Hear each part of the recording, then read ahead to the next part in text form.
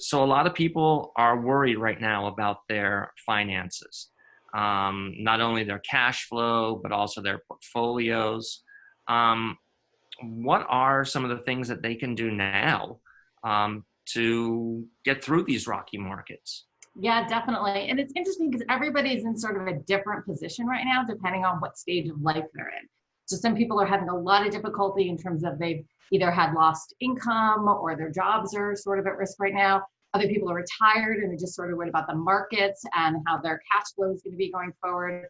So the first recommendation we give everybody, and we started this from the day this risk started, was go through your expenses and go through your income and take a really deep dive into understanding what your expenses are. The good part of this is since we're all sort of trapped in our houses, a lot of our expenses have gone down, unless you're sort of, shopping for therapy right now. But a lot of expenses have gone down. So looking for those ways to reduce your expenses as much as possible to sort of to limit how much you have to pull if you do have to pull from your savings or your investments at this time. And also, and I'll give you, there's some examples we can give about looking at your income and also look at that side of the equation and maybe even do projections of how long your cash with the income coming in will last against all of their your future expenses. So that's important to look at. The other thing we always like to say also is stay the course. One of the biggest things in a rocky market is panicking. And most people will panic because you just don't know how it's going to last, if it's going to keep going up and down, if it's going to get worse.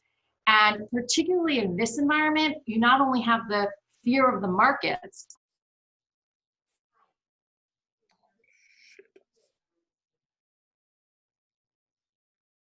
I think she froze again.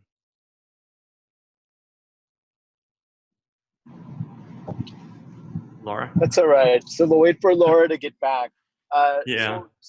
So one thing just kind of that I thought was great with that she touched base on was going over your expenses. And I don't know about you, but my coach has me, I have 3 different levels of expenses. I have, living large mode, which I'm able to enjoy life and save a lot. And then I have regular mode, and then I have lean mode. And it's really easy to cut out 10-20% of your expenses without really feeling the pain right now. And while we have closings and things are quote unquote happening, I have adjusted to lean mode expenses. And with this COVID, part of lean mode is cooking at home as opposed to going out, and that's something that we can't do right now. Yeah. How about yourself? Exactly. Whit? Yeah, I think Laura is actually back on now. Oh, okay. There we go. Hey. I'm sorry. I don't know what is happening with my internet today. That's one of okay, those Laura. things. So we left you with stay the course, and while you were out, I was just saying that I have, when you talked about going over your budget, I have 3 different budgets for myself, which is A, living large mode, let's save and spend a lot of money, and 2 is regular mode, and 3 is lean mode, and that's exactly the mode that I'm in right now. And kind of the funny thing is, with lean mode, that means cooking at home, not going out, and that's kind of where everybody is. So it's kind of a default, if you will.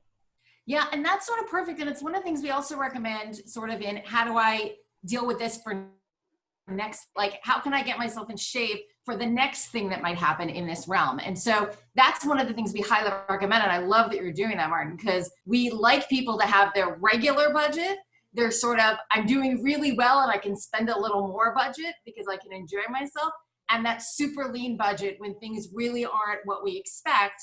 And so we can easily move between the 3 budgets if we need to. So we don't have to panic and not know what to do when moments like this happen. You already have a plan in place. So I love that you put that together. I think that's perfect planning. And you're like, one would be my star pupil. Yeah, that's one thing I have to say. It's like, that's funny. How many people do you think really are prepared like that out there? Well, if there are clients, we hope they are.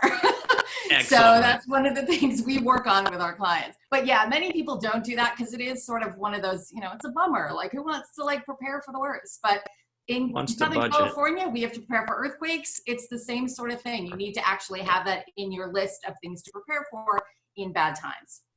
Right. Yeah. So Yep. quickly going back to the other piece about staying the course is when markets go down, the negative of selling means that if you pull money out or go to cash, you can't really predict, most people, when to get back in.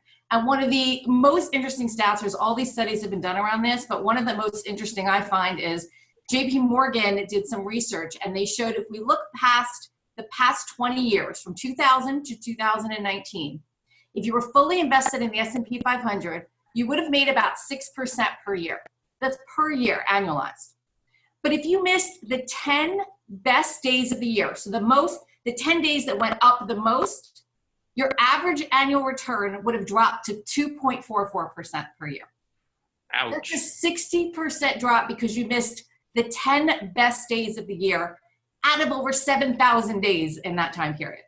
That's tremendous. And the crazy part is those 6 of those 10 best days occurred within 2 weeks of the 10 worst days in market. And we kind of see this with the pandemic. The market has been extreme high, extreme low, day to day. I mean, it's only been 2 or 3 months and the market's been crazy. So if you miss those really good days, the negative of going to cash or panicking means you'll miss those upsides. And so that's why selling is really not a good thing.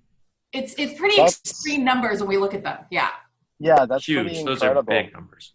Yeah. So it's and again, it's also one of the reasons why the government in the CARES Act waived RMDs, required minimum distributions from IRAs and all retirement accounts for this year, for 2020, because they realized you don't want to sell and have to distribute when the market is down. It's very detrimental to your overall long-term health in your portfolio.